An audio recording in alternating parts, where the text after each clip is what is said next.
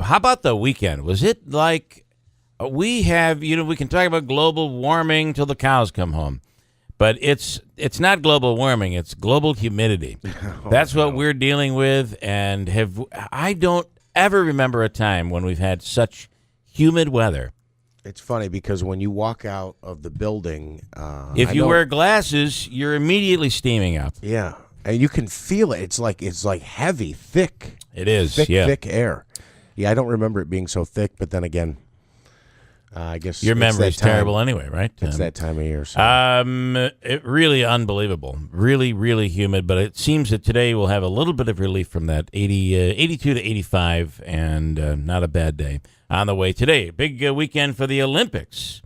As it's funny how the basketball team, if we don't win by a landslide, then there's something wrong.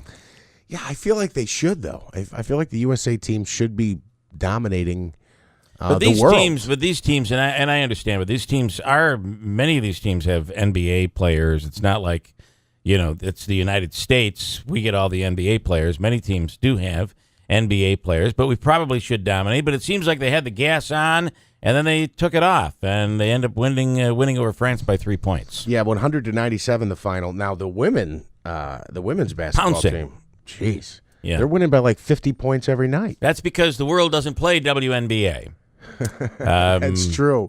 When you think about it, Ryan Lochte, this is interesting, was robbed along with 3 other swimmers.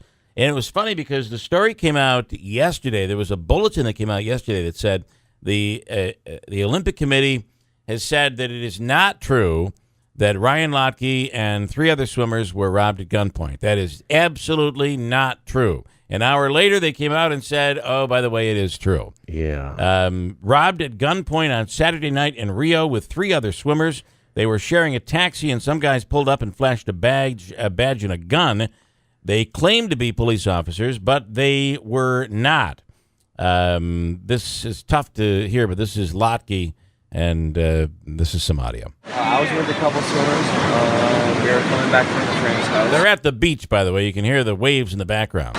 And we got pulled over in our taxi, and these guys came out with a badge, a police badge. No lights, no nothing, just a police badge. They pulled us over, they pulled out their guns, they told the other swimmers to get down on the ground. They got down on the ground, I refused.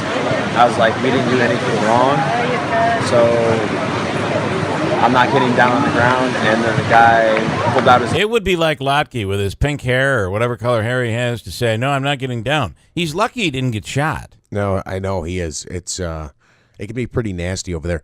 It's another country. When you get involved in anything involving guns in another country, it can be a little scary. But it turns out they really were robbed, right?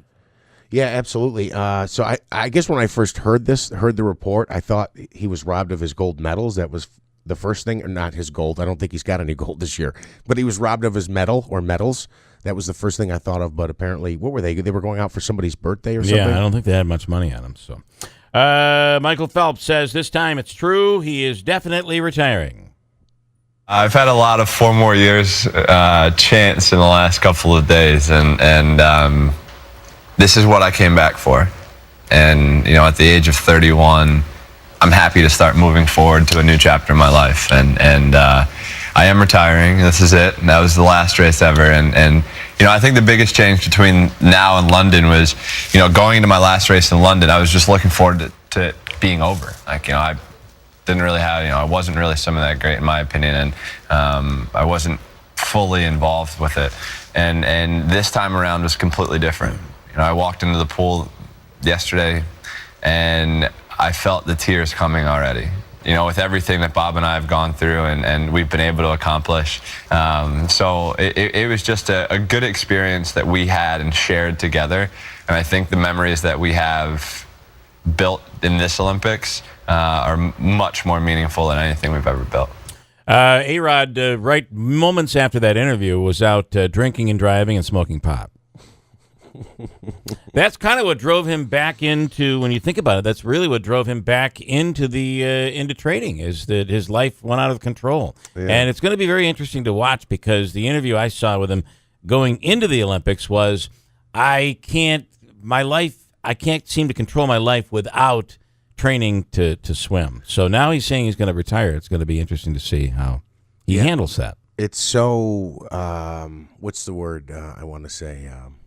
Structured. His life is so structured. Right. He can't, it seems like he maybe can't do without it. Andrew Dominio, you all right in there? You're very quiet this morning. No, You're good just morning. Sitting in there, Good morning. just I'm just completely paying no attention. No, and, I'm paying full attention. I see completely. I see what you're up to. No, I'm paying attention. Okay, and Syracuse, you're seeing this weekend we had NFL preseason and Syracuse football. A lot of talk about Syracuse football being ranked. What I saw the number, they're being ranked nationally like 97th in the country, which I don't know if you know, but that's not necessarily a good ranking. No, not at all. A woman in Michigan was attending a court-ordered class on decision-making when deputies came to arrest her on a probation violation, and she panicked and began to try to flee.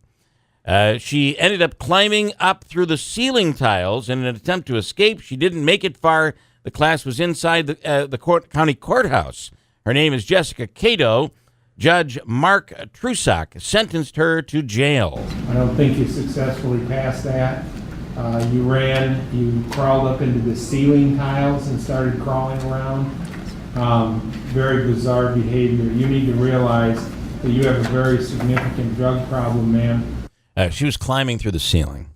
I mean, where do you think you're going to go? I mean, do you think you're going to get away? Do you really think that? And sad over the weekend, the guy who played one of the faces that you probably don't know in acting and in Hollywood, R2-D2, died over the weekend. Kenny Baker was 81 years old. He played R2 in the original trilogy and the prequels, and he also played Paplu, the Ewok, in Return of the Jedi.